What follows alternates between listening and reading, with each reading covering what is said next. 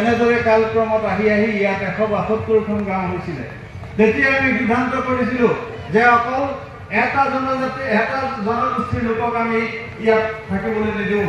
অসমৰ যিমানটা জনগোষ্ঠী আছে, খিলঞ্জীয়া জনগোষ্ঠী আছে, সকলোকে ইয়াত বসবাস কৰি আমি এখন আদৰ্শ গাঁৱৰ সপোন দেখিছিলোঁ। আমি সপোন দেখিছিলোঁ এই ডিমৰু পথাৰখন, এই কাকি অঞ্চলটো ক্ষুদ্ৰ এখন উত্তৰ পূবলৈ পৰ্যবেক্ষিত হওক। সেই আশা কৰি, সেই আকাংক্ষা কৰি এতিয়া বৰ্তমান আমাৰ ইয়াত 172খন গাঁও আছে। এই 172খন গাঁৱত 23টা জনগোষ্ঠীৰ লোকে বাস কৰে। এই 23টা জনগোষ্ঠীৰ ভিতৰত বৰ্তমান ইয়াত হিন্দী ভাষী ভাইসকলো আছে, বাঙালী ভাইসকলো আছে। সেইসকলক লৈ সৰ্বমুঠ 23টা জনগোষ্ঠীৰ লোকে ইয়াত বসবাস কৰে। মহোদয়, সেই সময়ত আমি যেতিয়া এই মানুহবিলাকে বসতি আৰম্ভ কৰিছিল, তেতিয়া আমি সিদ্ধান্ত কৰিছিলোঁ এই মানুহবিলাকৰ ল'ৰা ছোৱালীবিলাকে ক'ত পঢ়িব। সেই কথাটো লক্ষ্য ৰাখি আমি তেতিয়াই ৰাইজৰ সহযোগত আমি 23খন প্ৰাথমিক বিদ্যালয় প্ৰতিষ্ঠা কৰিছিলোঁ। 23খন প্ৰাথমিক বিদ্যালয় প্ৰতিষ্ঠা কৰি ল'ৰা ছোৱালীৰ শিক্ষাদানৰ ব্যৱস্থা কৰিছিলোঁ আৰু পিছৰ পৰ্যায়ত আমাৰ প্ৰচেষ্টাতেই এই 23খন বিদ্যালয় চৰকাৰীকৰণ হৈছিলে। কিন্তু পৰিতাপৰ বিষয়, এই 23খন প্ৰাথমিক বিদ্যালয় বৰ্তমান ইয়াত শিক্ষাৰ অনুষ্ঠান হিচাপে আছে। এই বিশাল অঞ্চলটোত উচ্চ শিক্ষাৰ কোনো অনুষ্ঠান নাই।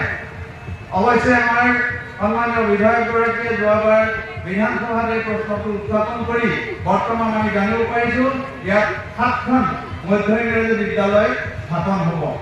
কিন্তু এইখিনি আমাৰ কাৰণে যথেষ্ট নহয়।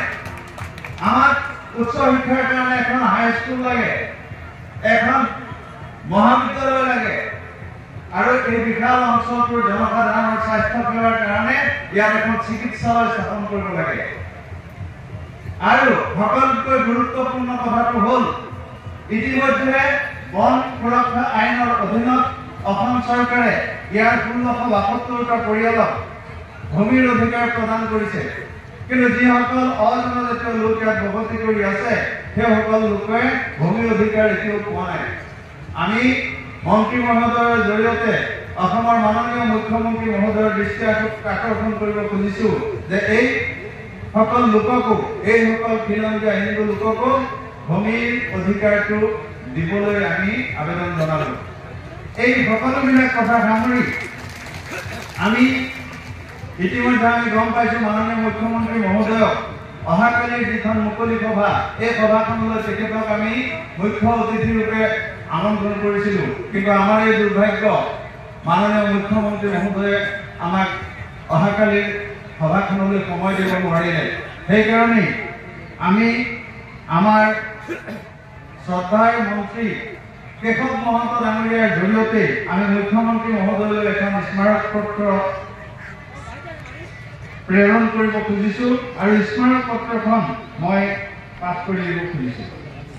প্ৰতি মাননীয় ডক্টৰ হিমন্ত বিশ্ব শৰ্মা, মাননীয় মুখ্যমন্ত্ৰী অসম চৰকাৰ, দিছপুৰ, গুৱাহাটী 6। বিষয়: বৃহত্তৰ কাকি আৰু ডিমৰুবাসী ৰাইজৰ মৌলিক সমস্যাসমূহৰ সমাধানৰ বাবে অনুৰোধ। মহোদয়, নমস্কাৰ গ্ৰহণ কৰিব। আপোনাক জনাবলৈ পাই সুখী হৈছোঁ যে হোজাই জিলাৰ লামডিং, হোজাই আৰু বিনাকান্দি তিনিওটা সমষ্টিত বিভক্ত হৈ পৰা বৃহত্তৰ কাকি অঞ্চল অসমৰ খিলঞ্জীয়া লোকসকলৰ অন্যতম আৱাসভূমি। একালৰ পুৰণা কাকি ট্ৰাইবেল বেল্ট 1948 চনৰ ৰিক্লেমেশ্যন প্ৰজেক্ট এক্টৰ যোগেদি মাটি আবণ্টন দিয়া কাকি প্ৰজেক্ট এলেকা, 1966 চনত আবণ্টন দিয়া ডেৰা পথাৰ, 1974 চনত টঙিয়া আৰু শেহতীয়াকৈ বাসস্থান গঢ়ি তোলা লালমাটি ডিমৰু এলেকাক সামৰি বৃহত্তৰ কাকি অঞ্চল। কাকি ডিমৰু পথাৰত 20টাতকৈ অধিক খিলঞ্জীয়া জনগোষ্ঠীৰ লোকসকলে মিলা প্ৰীতিৰে বসবাস কৰি আছে যদিও নানান সমস্যাৰে ভুক্তভোগী হৈ আছে। সেই ৰাইজৰ মৌলিক সমস্যাৰাজি সমাধানৰ বাবে আমি তলৰ বিষয়কেইটা উল্লেখ কৰিলোঁ। 1 নম্বৰ, অসম চুক্তিৰ 6 নম্বৰ দফাৰ অধীনত ন্যায়াধীশ বিপ্লৱ কুমাৰ শৰ্মা আয়োগে আগবঢ়োৱা পৰামৰ্শৱলীৰ ভিত্তিত বৃহত্তৰ কাকিক কেন্দ্ৰ কৰি লামডিং সমষ্টিক খিলঞ্জীয়া লোকৰ বাবে সংৰক্ষণ কৰিব লাগে। 2. নৱম শতিকাৰ বনমালদেৱৰ কাকি সূৰ্য প্ৰতিমা লিপি উদ্ধাৰ হোৱা 1 নং কাকি শ্ৰী বিষ্ণু মন্দিৰক কেন্দ্ৰ কৰি শ্ৰী শ্ৰী বিষ্ণু মন্দিৰক কেন্দ্ৰ কৰি সমগ্ৰ কাশী অঞ্চলৰ মাটি বাৰী ক্ৰয় বিক্ৰয় প্ৰক্ৰিয়া 1951 চনৰ পৰা তিনি পুৰুষ অসমত বসবাস কৰি অহা লোকসকলৰ মাজত সীমাবদ্ধ কৰিব লাগে। এই ক্ষেত্ৰত আপুনি উল্লেখ কৰা বিশেষ ৰাজহংসৰ আওতাত কাশী অঞ্চলক সামৰি ল'ব লাগে। 3 নম্বৰ, ডিমৰু অঞ্চলৰ ৰাইজে অনুভৱ কৰি থকা শিক্ষানুষ্ঠানৰ অভাৱ দূৰ কৰিবলৈ মাধ্যমিক তথা উচ্চতৰ পৰ্যায়ৰ শিক্ষানুষ্ঠান প্ৰতিষ্ঠা কৰিব লাগে। ডিমৰু পথাৰৰ বেলতলাত এখন উন্নত মানদণ্ডৰ চিকিৎসালয় প্ৰতিষ্ঠা কৰিব লাগে। ডিমৰু পথাৰৰ সৈতে বহিস্থানৰ যাতায়াত ব্যৱস্থা উন্নীত কৰিব লাগে। যমুনা বান্ধ উন্নীত কৰি সমগ্ৰ কাশী অঞ্চলৰ খেতি পথাৰ স্থায়ী জলসিঞ্চনৰ ব্যৱস্থা কৰিব লাগে। মাননীয় মন্ত্ৰী মহোদয়, আপোনাক জনাব খুজিছো, আমাৰ ইয়াৰ পৰা 2 কিলোমিটাৰ সিফালে এইখন কাৰ্বি আংলং আৰু এই কাৰ্বি আংলঙৰ যিখন যমুনা নদী, এই যমুনা নদীত বান্ধ স্থাপন কৰি 1950ৰ দশকতে এটা জলসিঞ্চনৰ ব্যৱস্থা কৰিছিল যদিও কাশীৰ এটা কাষেৰে এই ডিমৰু নলা বৈ গৈছে। এই কেনেলৰ সুবিধা সামান্যতম মানুহে ইয়াত কৃষকেহে এই সুবিধা পাইছে, বাকী অংশটো এইফালে কপাছবাৰী হৈ ইফাললৈ যায়গৈ। গতিকে কাশীৰ মাজেৰে যদি যমুনাৰ বিজ্ঞানসন্মতভাৱে বান্ধ নিৰ্মাণ কৰি কাশীৰ মাজেদি যদি বোৱাই নিব পৰা যায়, তেনেহ'লে ডিমৰু পথাৰ কাশী অঞ্চলৰ বৃহত্তৰ কৃষক সমাজে উপকৃত হ'ব বুলি আমি ভাবোঁ। বৃহত্তৰ কাশী অঞ্চলৰ যিসকল লোকে এতিয়াও মাটিৰ পট্টা পোৱা নাই, সেইসকলক মাটিৰ পট্টা দিব লাগে। এই ক্ষেত্ৰত মাটিৰ পৰিমাণ 12 বিঘালৈকে সামৰিব লাগে। ডিমৰু অঞ্চলৰ 1672টা জনজাতীয় পৰিয়ালে বন সুৰক্ষা আইনৰ অধীনত ভূমি পট্টা লাভ কৰিলে। অঞ্চলটিত বসবাস কৰি থকা অজনজাতীয় খিলঞ্জীয়া লোকসকলকো ভূমিৰ পট্টা দিব লাগে। কাশী অঞ্চলৰ 2 নং কাশী 1 নং গাঁও নাৰায়ণপুৰৰ খ্ৰিংপাৰত হোজাই জিলাৰ বাবে প্ৰস্তাৱিত চিকিৎসা মহাবিদ্যালয়খন প্ৰতিষ্ঠা কৰিব লাগে।